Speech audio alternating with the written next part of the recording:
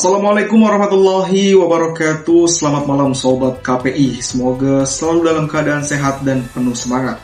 Senang sekali Kampus News hari ini kembali hadir untuk menemani Anda dalam edisi Kampus News petang, untuk menyajikan informasi pentingnya aktual dan tentunya faktual seputar dunia kampus. Bersama saya Muhammad Iksanul Fikri, inilah Kampus News selengkapnya.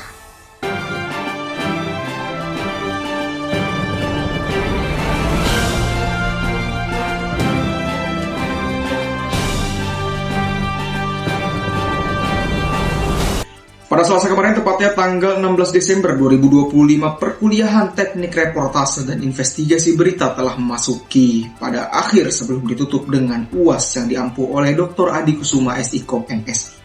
Kami mengikuti agenda penting berupa penayangan preview dan hasil produksi investigasi berita dari 3 kelompok yang telah dikerjakan selama kurang lebih 1 bulan penuh.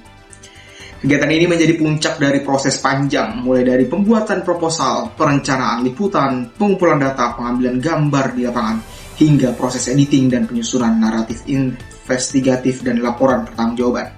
Setiap kelompok mendapatkan waktu tayang sekitar 30 menit untuk menampilkan hasil produksi mereka secara utuh di hadapan dosen dan mahasiswa. Kelompok pertama membuka sesi dengan karya investigasi berjudul Revitalisasi Kawasan Royal Mencekik Ekonomi Masyarakat Kecil yang Berdampak pada UMKM. Dalam tayangan tersebut, kelompok satu menyoroti bagaimana perubahan wajah Royal menjadi kawasan bergaya Braga justru membawa dampak ekonomi yang cukup serius bagi para pelaku UMKM. Kini harus menghadapi penurunan omset akibat relokasi dan berkurangnya mobilitas pembeli. Dari tayangan ini terlihat upaya kelompok satu dalam membangun narasi kritis mengenai pembangunan kota dan dampaknya terhadap masyarakat kecil.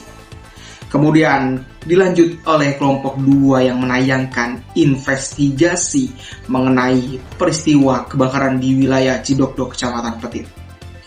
Fokus utama liputan ini adalah lambatnya respon pemadam kebakaran yang dinilai berpengaruh besar terhadap meluasnya kerusakan rumah warga. Kelompok 2 bersama menggali kronologi kejadian, memperlihatkan kondisi pasca kebakaran serta mempertanyakan kesiapan dan sistem penanganan darurat di wilayah tersebut. Tayangan ini menghadirkan isu keselamatan publik yang relevan dan dekat dengan kehidupan masyarakat. Kemudian selanjutnya kelompok 3 menutup rangkaian pada reviewan dengan karya investigasi yang mengangkat skandal dan persoalan lahan di wilayah Kimasjong, Banten, yang berkaitan dengan area bersejarah atau tanah yang dianggap sakral oleh masyarakat. Investigasi ini mencoba membuka tabir persoalan kepemilikan, pengelolaan, serta konflik kepentingan yang terjadi di balik kawasan tersebut. Kelompok 3 menampilkan pendekatan investigatif yang cukup berani dengan menelusuri dan mewawancarai dengan dinamika sosial yang berkembang di masyarakat sekitar. Setelah setiap penayangan, Pak Adi Kusuma selaku dosen pengambung memberikan saran, kritik, dan evaluasi secara langsung terhadap kelompok-kelompok tersebut.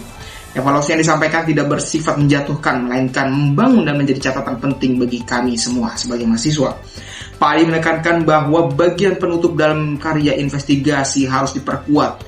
Menurut beliau, penutup bukan sekedar akhir tayangan, tetapi harus mampu menarik benang merah dari awal hingga akhir liputan, serta memberikan kesimpulan yang jelas mengenai apa yang sebenarnya ingin disampaikan kepada publik. Selain itu, beliau juga mengingatkan pentingnya konsistensi alur cerita agar penonton tidak kehilangan fokus terhadap isu utama yang sedang diinvestigasi. Kemudian setiap data wawancara dan visual harus saling terhubung dan mendukung tujuan liputan. Meski demikian, Pak Adi juga menyampaikan apresiasi atas kerja keras seluruh kelompok. Beliau menilai bahwa secara umum hasil produksi investigasi yang ditayangkan sudah menunjukkan progres yang sangat baik, baik dari sisi teknis pengambilan gambar, keberanian mengangkat isu maupun upaya membangun sudut pandang yang kritis. Sebagai mahasiswa, saya melihat kegiatan review ini bukan hanya sebagai ajang perayangan karya dari masing-masing kelompok, tetapi juga sebagai ruang belajar bersama. Kami belajar bahwa jurnalisme investigasi tidak cukup hanya dengan isu yang besar, tetapi juga membutuhkan kedalaman riset, ketajaman analisis, serta penutupan yang kuat dan bertanggung jawab. Kemudian kegiatan ini juga menjadi refleksi bahwa proses panjang selama 1 bulan ini, mulai dari kerja kelompok, diskusi liputan lapangan, hingga editing, kemudian LPJ merupakan bagian penting dalam membentuk sikap profesional sebagai calon jurnalisme di masa akan datang. Melalui mata kuliah ini, kami tidak hanya diajarkan bagaimana membuat berita, tetapi juga bagaimana bersikap kritis, etis, dan bertanggung jawab dalam menyampaikan fakta kepada publik. Ya pemirsa, itulah informasi tadi sekaligus menutup perjumpaan kita di Kampus News petang ini. Saya Muhammad Iksanul Fikri mengucapkan terima kasih atas perhatian dan kebersamaan Anda. Wassalamualaikum warahmatullahi wabarakatuh dan sampai jumpa.